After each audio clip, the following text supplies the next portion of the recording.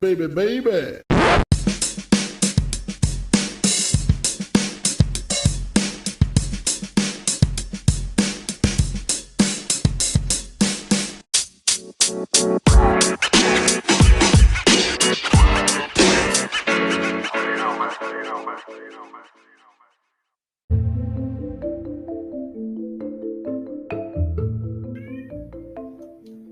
Hello, all you beautiful people.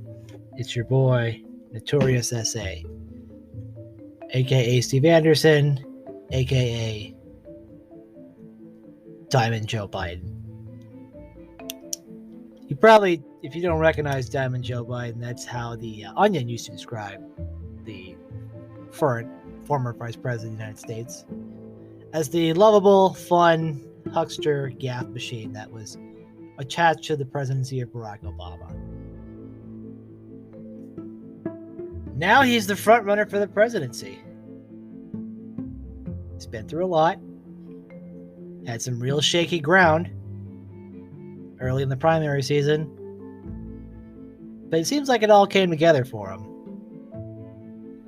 Seems like he's stepping up in a unique moment in time where he can capture the unpopularity of an incumbent that is so powerful that the vast majority of his voters aren't voting for Joe Biden because they like Joe Biden. They're voting for him because he's not Donald Trump.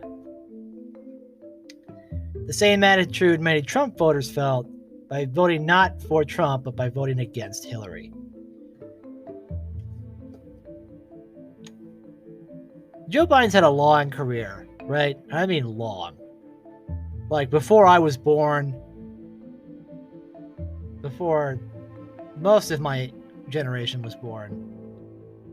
And he's had some personal struggles as well. But at the end of the day, he's Barack Obama's vice president. That's his legacy going into this election. And something that I want to kind of emphasize is that something happened while he was vice president. Something that he led specifically that resulted in a massive system of injustice spread out across these nation's college campuses. If you know what I'm talking about, I mentioned it earlier. It's that when Joe Biden was vice president and Barack Obama was vice president, during their administration, the Department of Education issued federal guidelines responding to what the Obama administration considered a national epidemic of campus sexual assault. Right, as part of a campaign that involved the It's On Me campaign, which advised students to look out for signs and to obviously protect their fellow students, there was a much more heavy-handed and sinister system in place to try to force the colleges to adapt to what the administration considered to be a stricter enforcement system. They basically said that if a college doesn't aggressively go after campus sexual assault, they will give these schools a death penalty, which is to withdraw federal funding that resisted these directives. For the most part, folks, if you don't know, if a university doesn't get federal funding, it's essentially finished. A large portion of its loans and grants come from the federal government. And sure, some private institutions have huge reserves that maybe they could try to withstand the storm if needed. But most universities can't take that kind of hit.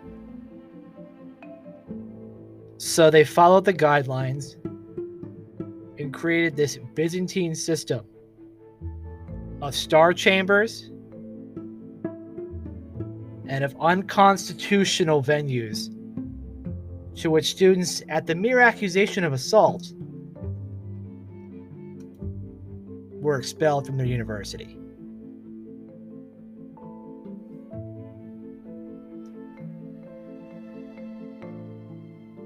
What I am concerned about in the Joe Biden administration is that these same people will be in charge again. If anything, some of the more radical people will be in charge. And it's not necessarily guaranteed that the protections we have in place now are going to stay in a Biden administration. So let's all take a minute here. Let's talk about Title IX, federal funding for schools. Let's talk about what happens when you try to make it easier to convict people on accusations. And let's see what happens when you don't respond to the backlash.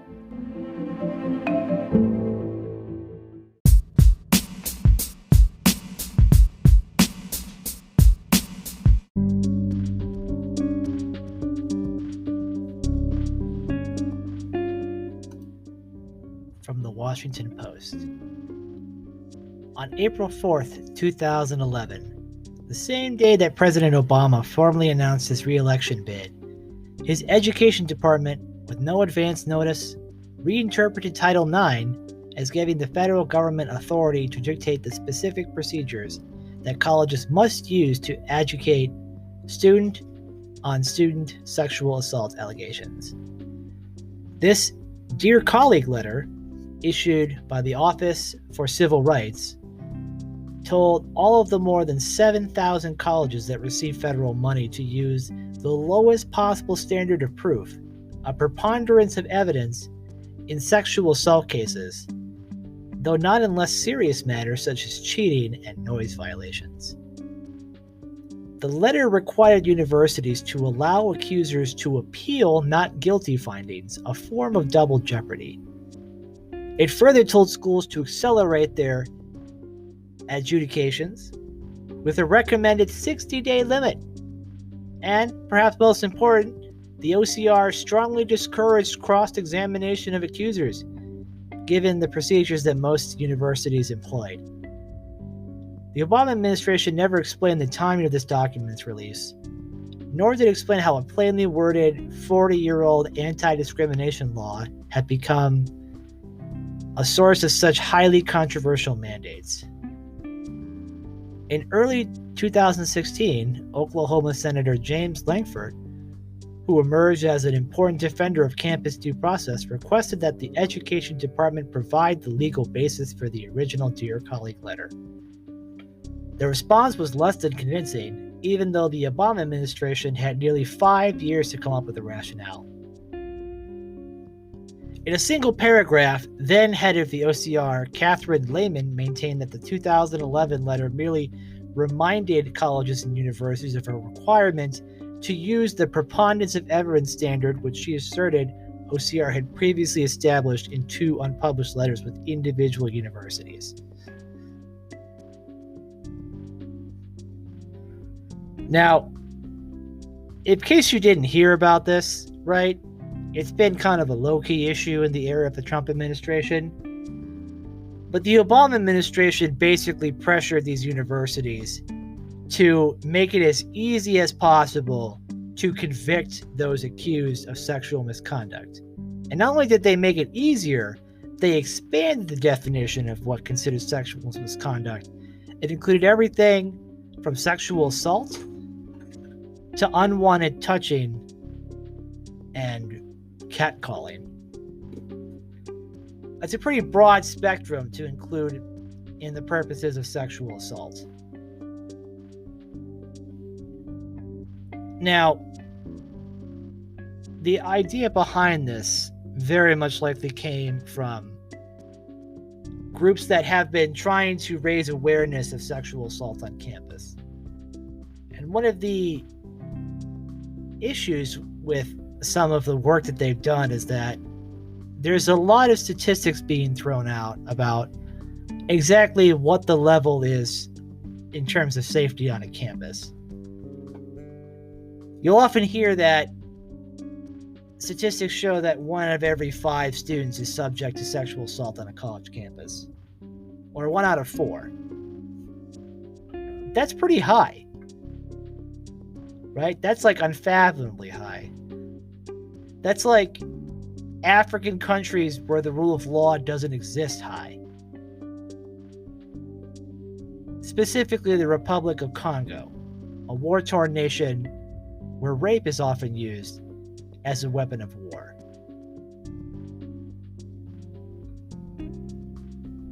Needless to say that investigations by Slate magazine and The Atlantic revealed that a lot of the science that these recommendations were based on was not necessarily the most well-informed, or at best questionable, in terms of its ability to be replicated and in terms of actual data collection. But it's too late for that. The Obama administration, whoever in the Department of Education, decided that this was the time to create a system where any accusation can result in conviction and expulsion. Let's be clear. No one is saying that sexual assault on campus isn't a problem and that it doesn't need to be dealt with professionally, and that it involves usually dealing with both law enforcement and school administration in terms of its code of conduct. But the problem with this system was that after it was implemented, students began to be rejected and expelled from universities under the flimsiest of circumstances. Right? Essentially, what you would have is someone would make an accusation against another student, and then 3 people randomly assigned, whether they be university provost or staff or professors, people who are not trained to handle these kind of situations, would then hear from the accuser and just notify the accused without giving the ability to present evidence or cross-examine the witness. And this be up to the sole discretion of 2 or 3 people in the university as to whether or not this person committed a crime and deserved to be suspended or expelled from the university.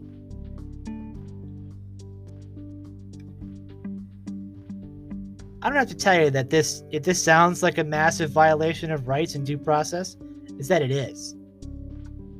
And that it got very little attention outside from certain legal circles, where people were very concerned that the federal government was using its massive weight and power of the purse to force universities to implement these unjust and frankly discriminatory practices of dealing with campus sexual assault. But you know what happened? People fought back. People, when abused by this system, took it to court. Over 400 civil cases have been filed before the Trump administration took over.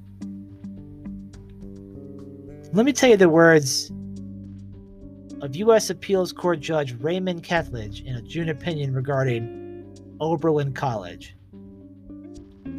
Any number of federal, constitutional, and statutory provisions reflect the proposition that in this country, we determine guilt or innocence individually, rather than collectively based on one's identification with some demographic group.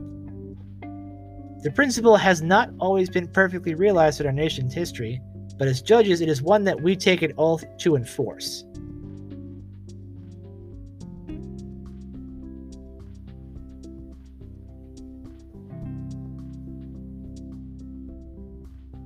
The federal judges knew what they saw. They saw the government and the universities creating unfair, arbitrary systems designed to convict people on a mere accusation. The idea that these regulations would have gone out and only affected the bad people is very much a naive way of understanding how human interaction works, particularly college kids, where you have adults whose brains haven't fully developed in situations with their peers, and of course, drugs and alcohol are an ever-present factor.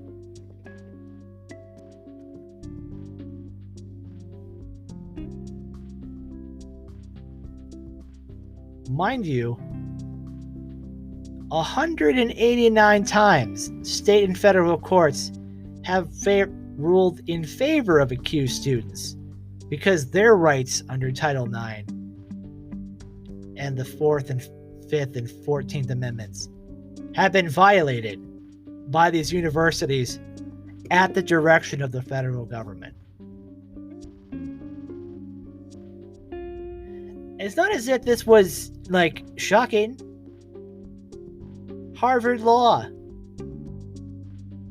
had numerous professors sign a letter that said that these policies are a violation of due process, right? This doesn't solve the problem of sexual assault on campus. It just makes it easier to convict people who've been accused. It doesn't delve into the deeper issues that go with this. It just simply says we've created an arbitrary system that allows us to convince people that we figured out a way to solve the problem. But all it did was make it worse. You have students whose lives have been upended for unfair and unfounded accusations. You've got universities being sued for violating Title IX while implementing guidelines that relate to Title IX at the threat of losing their funding. You have kind of this woke activist collective, the very beginnings of it, starting to see what would happen if they had power, right? If they were able to implement their version of justice, right? And the first place it happens is the universities, right? It becomes a place where their experimentation on how far you can push the laws to attack those that we feel are the enemies. And there's been massive public backlash to the Trump administration changing the rules. Say what you will about Betsy DeVos. One of the things that she's done that is highly exemplary is create new rules that give more rights to those of the accused. Right? This is from May, from CNN. Education Secretary Betsy DeVos on Wednesday formally announced new protections for those accused of campus sexual harassment and assault, a controversial move that upends Obama-era guidance, and she had argued denied due process to the accused. The changes, which critics argue may discourage victims from coming forward, include provisions under the federal law Title IX that allow those accused of harassment or assault to question the evidence and cross-examine their accusers. Also, the new rules narrow the definition of sexual misconduct on campuses. They define sexual harassment as a school employee conditioning education benefits upon participation in an unwelcome sexual conduct, unwelcome conduct that a reasonable person would determine is so severe, pervasive, and objectively offensive that it effectively denies a person equal access to the school's education program or activity, or sexual assault, dating violence, domestic violence, and stalking. This is much more narrow than the Obama administration's letter. The new regulations require schools to investigate allegations in any formal complaint, but dismiss allegations of conduct that don't meet the definition of sexual harassment.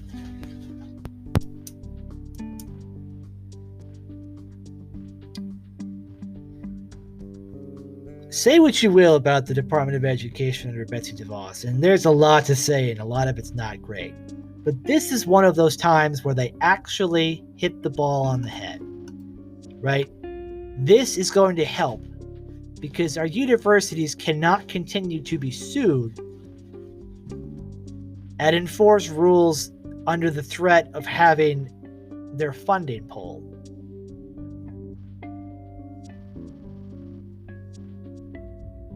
This is the part of Joe Biden's legacy that if I were Trump, I would definitely bring up. Particularly because it involves law and order.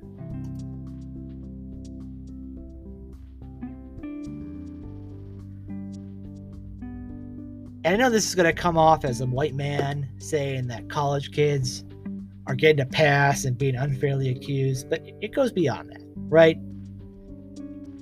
What everybody seems to forget is that universities that receive federal funding have to obey federal rules.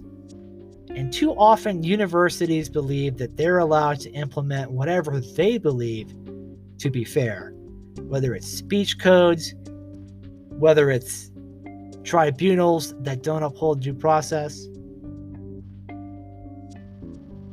or whether it's trying to censor speech that it deems to be violent and offensive.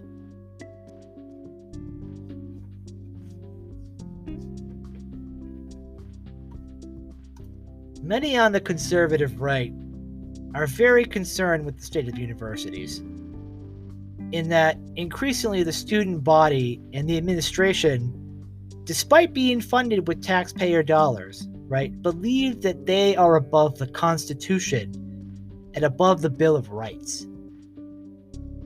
Right? This is where many young people are going to go be adults for the first time, right? And what kind of system are we setting up for them when we tell them that this is how the world works? We can't have systems where people can have their entire lives destroyed on a mere accusation.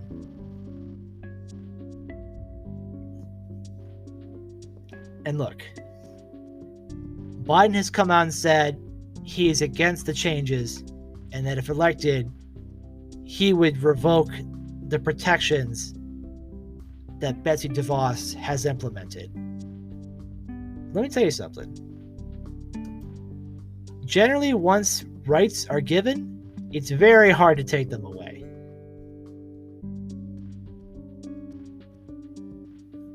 But in this case, it's possible that we may have these protections removed, and that these colleges will once again be in a position where they're forced to just start essentially just expelling students for the sake of proving that they're taking something seriously. You know, let's not talk about what we can do in terms of, you know, awareness campaigns. Let's not talk about the role of alcohol involved in all of this, right? Let's not even talk about how we talk about consent, or talk about how children essentially, children who are 18 years old, should interact with one another without supervision. There are no easy answers, but in order to create a system where students feel safe, right, there has to be a system of accountability. Obviously, those who are victims need to feel safe and have the ability to report to universities and to the police. Right? It is not the university's job to conduct a criminal investigation and try to expel students without the ability for them to defend themselves. Right? It just seems like universities are supposed to be places where we protect the very basic fundamentals of our democracy, right? Due process and free speech, right? The exchange of ideas. Right? This is just the first step in what many people see as part of the backslide behind Joe Biden, where that those he will take with him into power have already done something once like this and will subject who knows what else to it. What else can you tie federal funding to and force universities and other schools to do against the rights of their own students? To try to solve a problem that you don't have a good understanding of.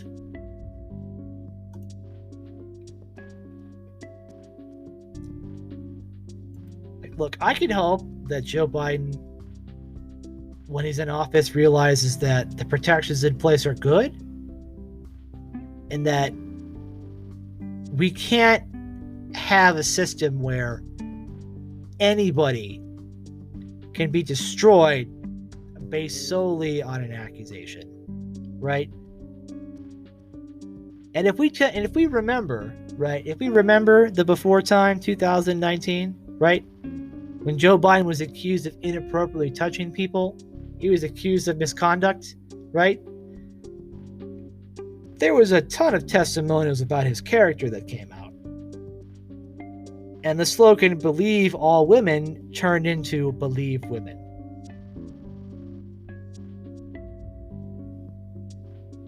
Once again, when the circumstances have come onto them, they all of a sudden changed their tune and, without a hint of irony, realized that what they were doing was having ill-intended consequences. Unintended consequences. Maybe ill-intended.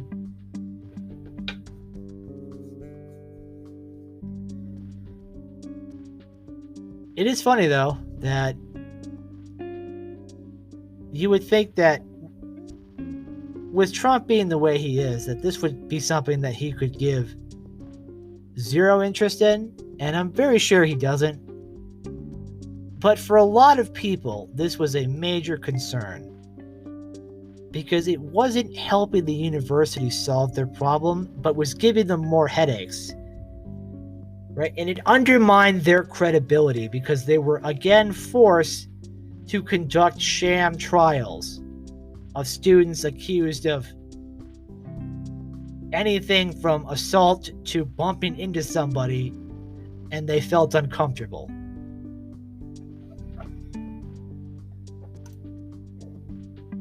You know, if Joe Biden brings some of these same people back, what's going to happen to other departments that they creep into, right?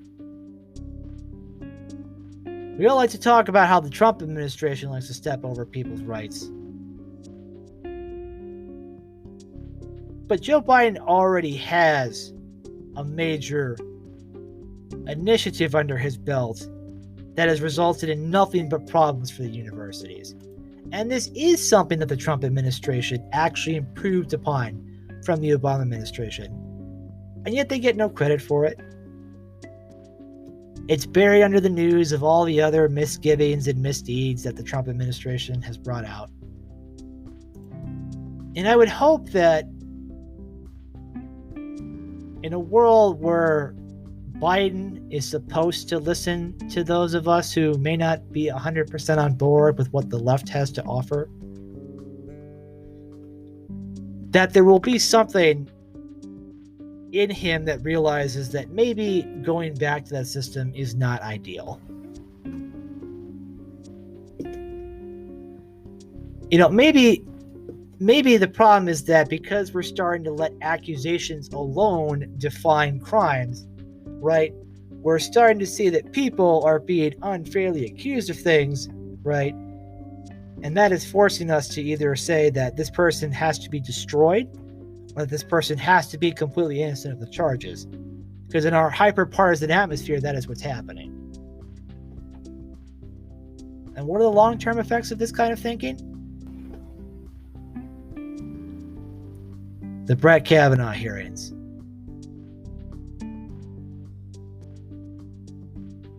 Where we had one person come forward and testify, credibly in my mind, to accusations of assault. And then we had opportunists come in with completely bogus accusations, trying to paint Kavanaugh as a total monster. And look, I've got my beef with Kavanaugh, mostly on some legal aspects of his rulings.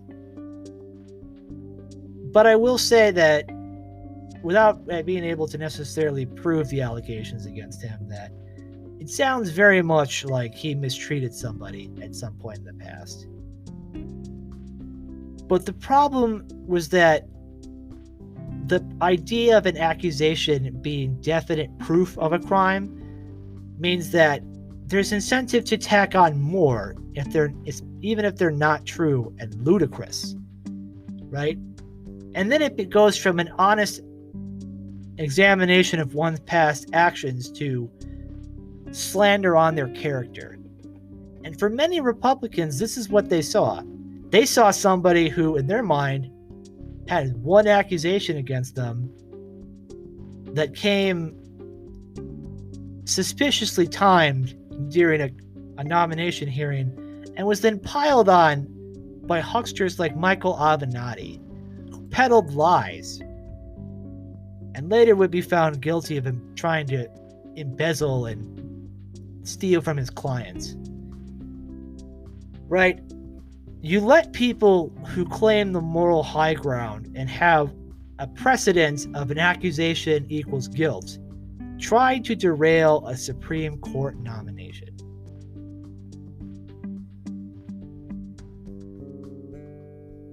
Many conservatives do not want to see a world in which due process is eliminated. And when it comes to these very charged issues, it deserves to have thoughtful examination, understanding of the law, understanding of human psychology, and an understanding that we have to create a system where there's accountability on all sides. You know what? For too long, universities ignored the problem, right? They ignored the problem. They didn't study it. The studies that we did have may not necessarily be reflective or accurate. And then we create policies based on these studies. And this is what happens, right? You get 400 lawsuits against universities. You get 189 wins from students who were wrongfully denied due process.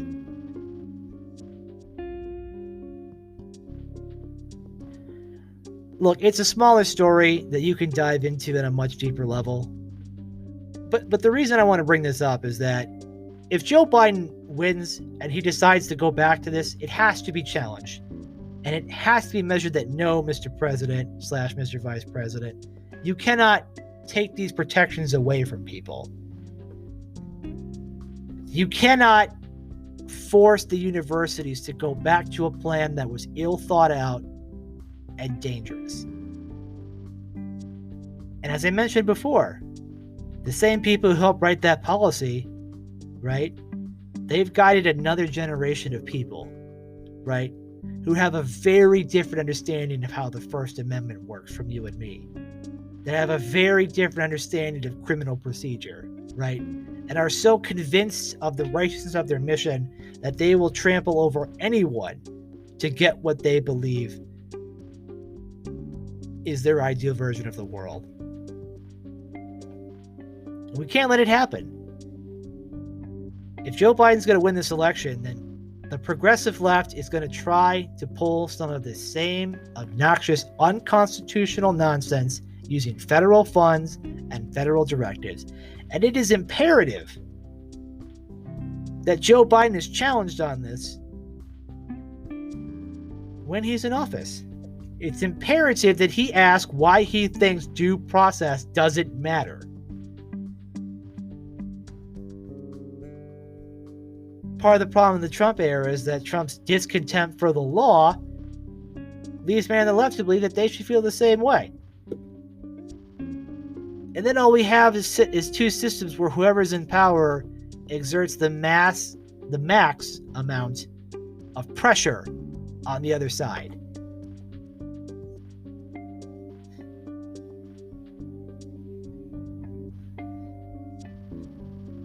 We can hope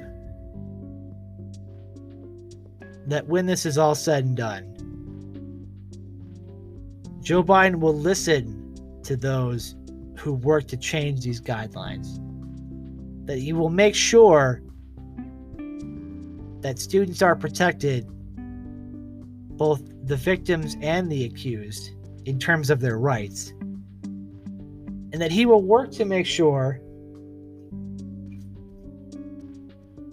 that college campuses remain beacons of free speech, of legal protections, and of places where young minds can be shaped and challenged, not coddled, not protected, and not forced into arbitrary systems that don't reflect the real world. It's a short one today, folks. Had a lot of stuff going on in my life. I want to talk about the census tomorrow, or whenever I get to it. Because this is what happens when incompetence takes over government. And I'll be more than happy to detail that later, but thank you to everybody for listening. I would recommend reading the articles in The Atlantic and Slate. I don't have them linked, but if you just Google Title IX Dear Colleague Letter, you'll find them the top Google searches. And feel free to explore this topic in greater detail. It's important, and I hope everyone is having a wonderful Tuesday, and I hope you're staying safe. Be smart, be cool, be at peace.